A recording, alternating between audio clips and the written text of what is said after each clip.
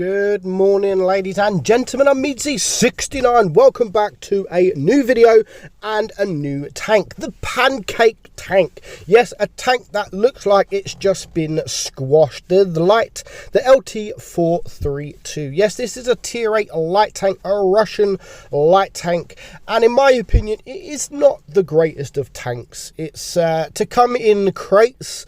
I don't think this is the greatest of tanks at all. I don't enjoy it whatsoever. You guys may enjoy it, but I don't enjoy it at all. It only has 100mm on the turret, which is quite low. Only 2,169 DPM. The reload time at 7.7 seconds, and the penetration is 175 on your APCR.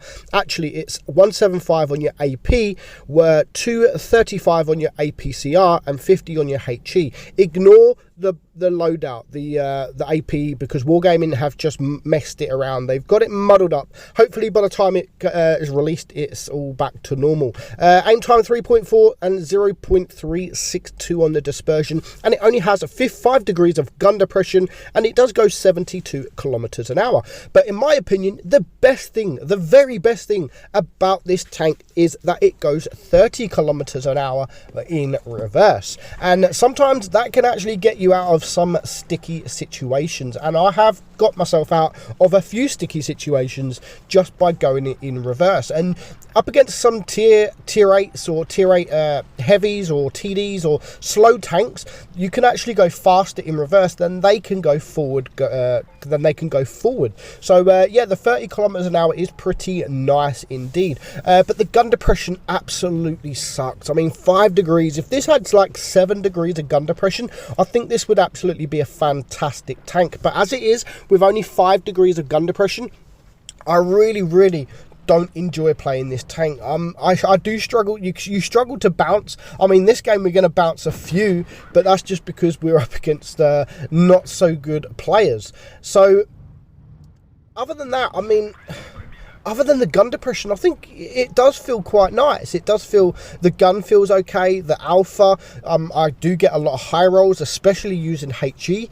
You got, what, 50mm on your HE for a light tank? I don't think that's too bad. So you can actually HE a few medium tanks and light tanks, and even some heavy tanks like the French heavy tanks. If you run this thing with calibrated shells, of course, it will up that as well.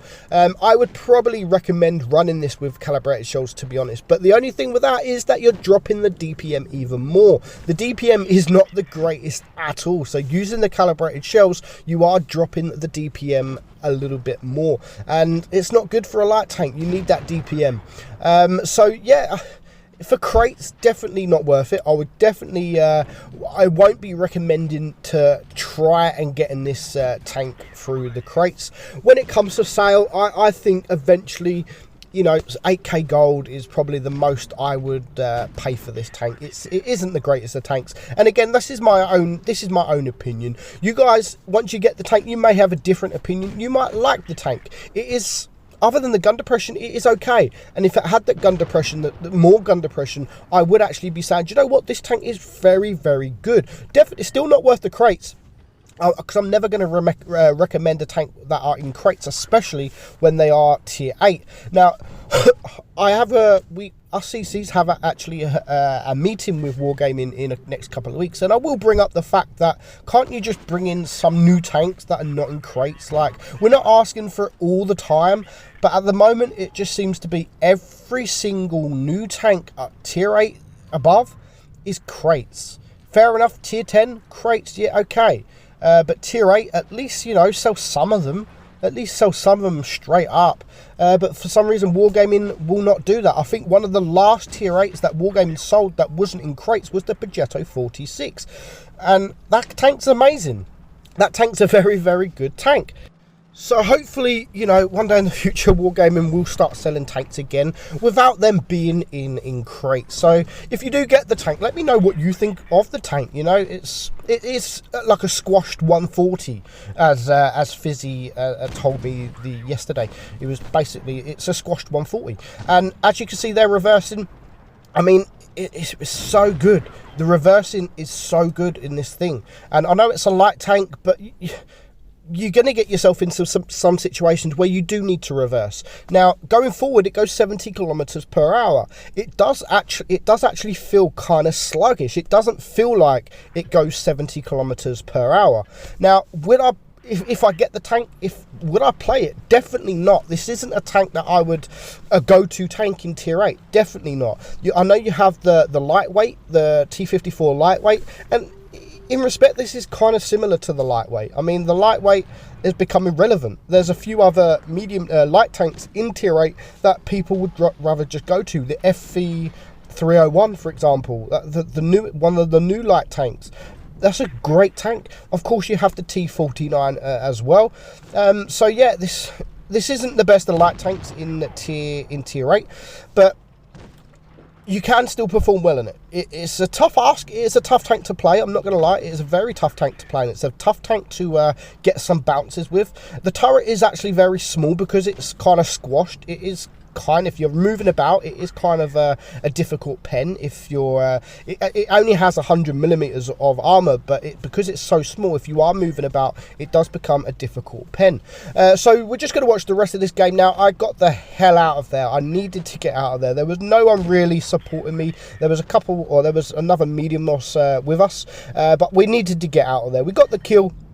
And now we just need to get out there, helping our heavies now deal with that yo, and now we could push forward and deal with these two tanks here. So I'm thinking, you know what, I'm going to ignore the Lerva here. I'm just going to use my mobility to get around him and take care of this this Borzik. He's a more dangerous target, and with my mobility, I was thinking I could get around him without actually taking a shot.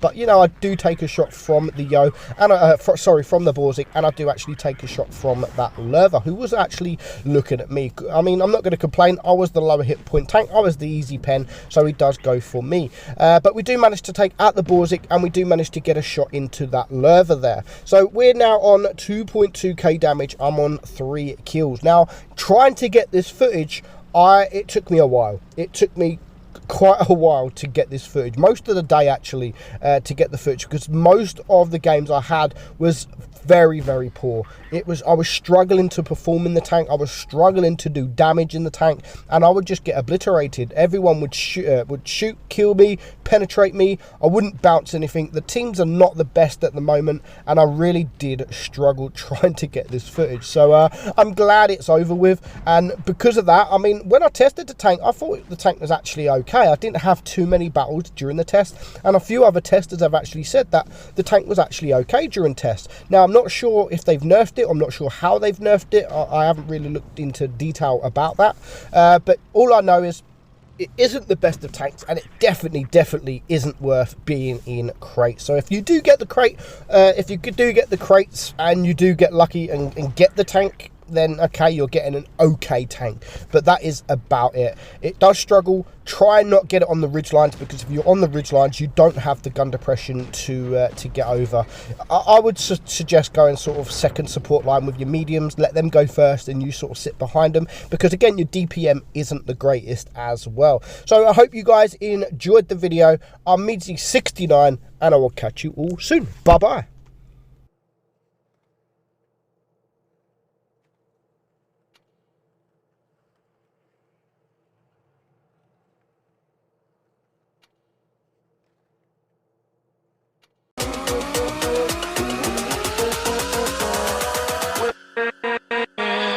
With